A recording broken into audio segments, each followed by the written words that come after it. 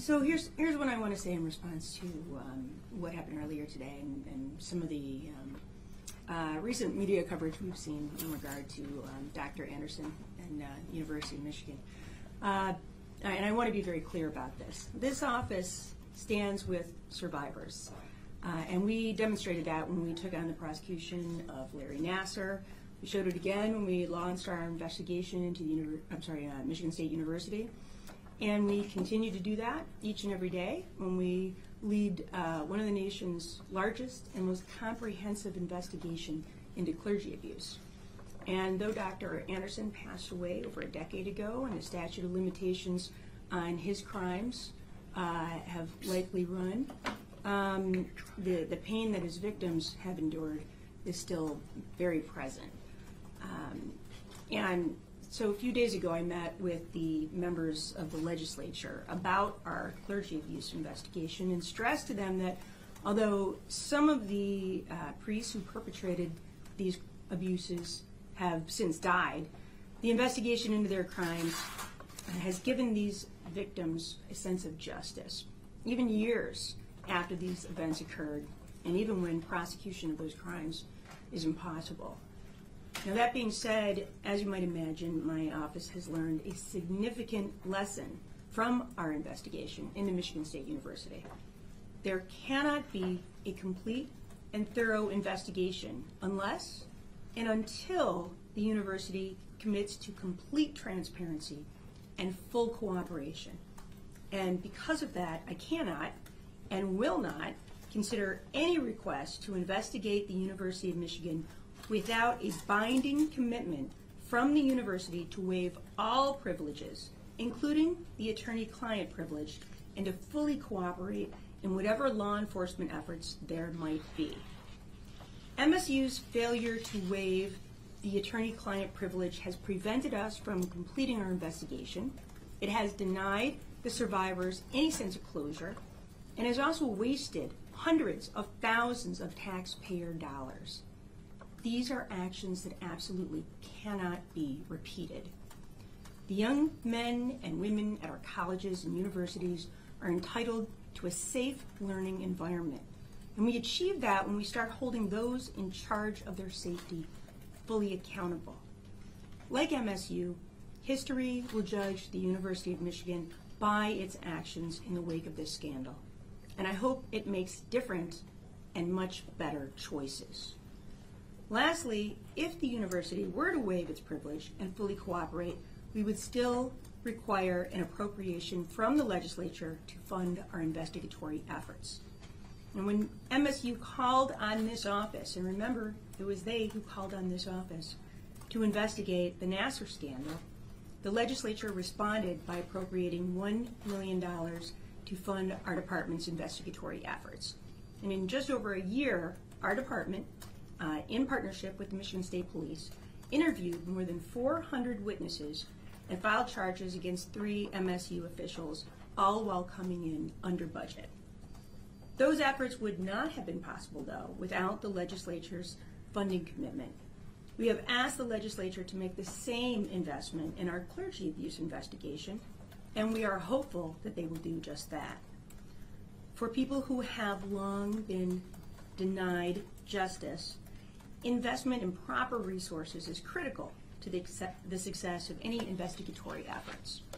So I commend those who have come forward to speak out about Dr. Anderson's abuses.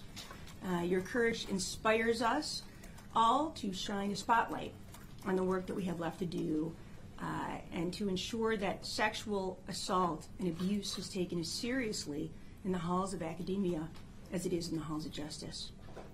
And with that, I'm happy to take some questions. So what happens absent the funding that you're asking the legislature? Well, without not just funding from the legislature, but without a commitment from the University of Michigan to waive all privileges, there would be really no sense in us being able, moving forward on an investigation, and we wouldn't have the resources to do it. Even without you and them agreeing to waive that privilege, isn't it possible a judge could step in and say those documents are open to you, or would you need them to waive that? that we would need them to waive that because, there is, under the law, technically there is attorney-client privilege that exists, but the university absolutely would have to waive it, and that was the problem with Michigan State University, right? The judge did review those documents and did make a finding that they fell within the privilege, and so they weren't turned over. But of course, what you've probably heard me complain about time and time again is why call the AG's office in and say, well, we want to really find out what happened so that the survivors can have some sense of understanding of what occurred and really to ensure that it never happens again. Why do that if you're then going to deny this office the ability to review over 6,000 documents? Just didn't make any sense. And in doing so, again, wasted a lot of people's time, wasted taxpayer dollars, and I think gave the survivors a false sense of hope that they would, at long last, really know what occurred. And how can you know that when there are so many of these probably very important documents that have been withheld? And so why would we move forward and investigate the University of Michigan on similar allegations only to be stonewalled later? It wouldn't make any sense. And again, the last thing we want to do is waste taxpayer dollars. We have, the difference between this scandal emerging and when the Nassel scandal and the MSU scandal emerged is that we didn't have a competing scandal of epic proportions. And again, our clergy abuse investigation is one of the biggest sexual abuse investigations ever in the United States of America in terms of the number of documents that we have. And what makes it a little bit different than some of the other investigations in other states into clergy abuse is that there were search warrants that were executed, 7 of them simultaneously into all the dioceses. So as a result, we have an enormous number of documents that we're going through. So we have this other major investigation underway, and we're completely under-resourced for it. And we've been honestly begging and pleading for money, and we've identified hundreds of victims, and we don't have the resources to move forward on that. We certainly can't now undertake another massive investigation and not have the resources for it, and worse, again, in the case of this investigation into a university, not know that they're going to be cooperative with us. Regarding the culpability of the University of Michigan, some have gone as far as saying that they engaged in a decades-long cover-up. Would you say that that's the case here? Those are the allegations. I mean, obviously I can't confirm that. I've just been hearing about it as you have. I just, started to look at the lawsuit that was filed by former AG Mike Cox, and have been reviewing that. It's pretty lengthy if anybody's taken a look at it. So, I can't confirm or deny that. That would be something that obviously, if called to do so and properly resourced, we would want to find out and be able to ascertain. And the thing is about these kinds of investigations, and I talked about this before, is that, of course you want to hold people accountable who should be held accountable. But it's more than just that. It's finding out what went so terribly wrong so that you can ensure that it never, ever happens again. And sometimes that's a matter of recommending certain policies and procedures we put in place. And sometimes it's about changing the laws and making recommendations to the state legislature as to what they can do to better hold people accountable, not just when they commit crimes of sexual abuse, but when they know about it and they fail to report it. In the absence of the funding that you say you need, what would you say is the breadth of your investigation? What's the extent of what it could be? Of what we would be doing at the University of Michigan? Correct. Well, I would say we would undertake something similar to what we did with Michigan State.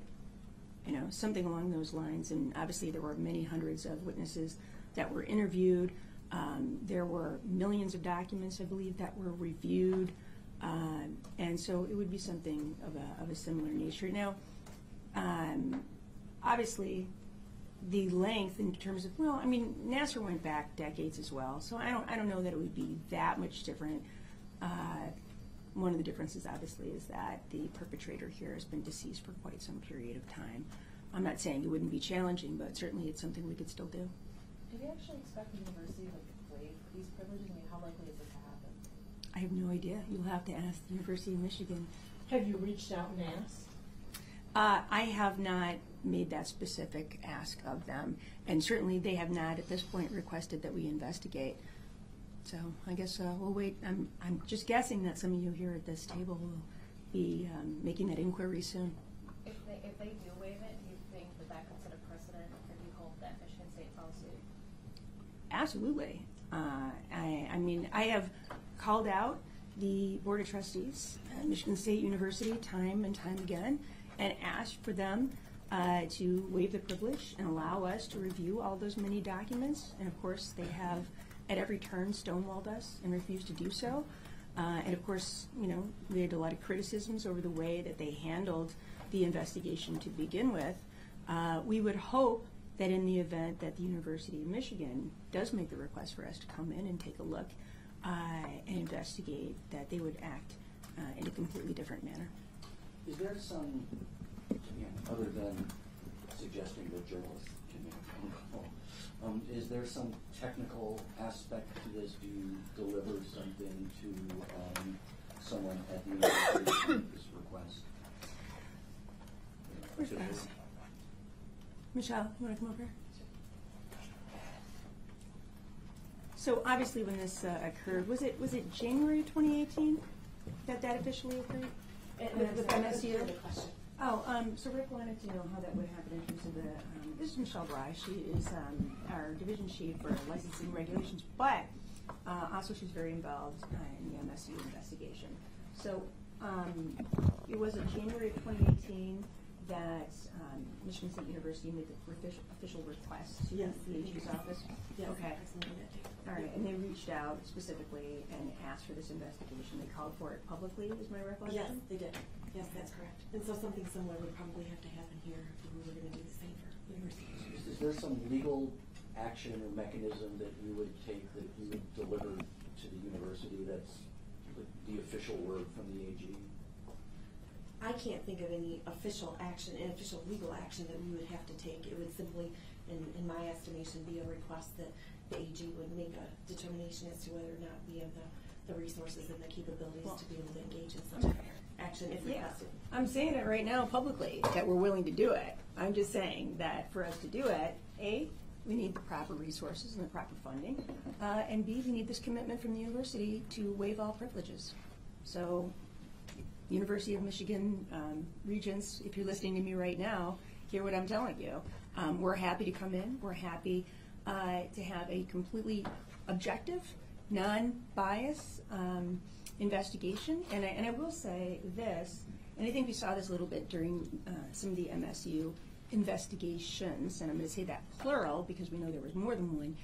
When you have the AG's office conducted, you know that our purpose is not to defend the university against any and all accusations. And that is sometimes my concern. And we saw that, of course, with Michigan State University, that they brought in a private firm at great expense. And I don't think there was a lot of trust that that was truly an unbiased investigation. It seemed to be done with an eye towards defending the university against lawsuits. And of course, that's the thing about the AG's office, even though I love the University of Michigan and they are my alma mater, I can assure you that we would be completely objective in terms of any investigation into this. And if anything, I want my university to be the best that it can be, and that means to be a university that we can send our sons and our daughters and ensure that they're not going to be subject to sexual abuse when they go there, and that, God forbid, anything ever happens, that they will be, the university be cooperative and as aggressive as possible in terms of ensuring that those people are ousted, are properly reported, and that any complaints of sexual abuse or harassment are properly reported to authorities. As a U of M grad, could you elaborate on how the initial reports of these allegations kind of impacted you? Because the governor has had to reflect on the MSU. Yeah, I mean, yeah, it's really hurtful, you know? I mean, I think that for many of us, we have some sort of allegiance to our alma mater, and of course, it's with great pride that I call myself a Wolverine, and sometimes taunt the Spartans in the office from time to time. Maybe we even go to football games together where Michigan wins, and then there's like a lot of taunting and abuse. Just this year. But the fact of the matter is that, yeah, it's very upsetting. It's very sad. And I mean, I have so much pride in all of our public universities in the state of Michigan. You know, and nobody wants to think of our universities that are our pride and joy. And I think all of us look forward to the ability to have our kids go to these schools and, you know, be taught by some of the best professors and, you know, have the whole world really open to them because of the education, the incredible education that they receive. And to think that these are things that are possibly going on, and in some cases we verified are happening at our universities, is incredibly sad and disturbing. And of course, yeah, it breaks my heart to think that any of this would have been going on at the University of Michigan, and to think that some of it might have happened while I was a student there. Yeah, it's really upsetting to think about. One more question, guys. You mentioned the Nassel investigation.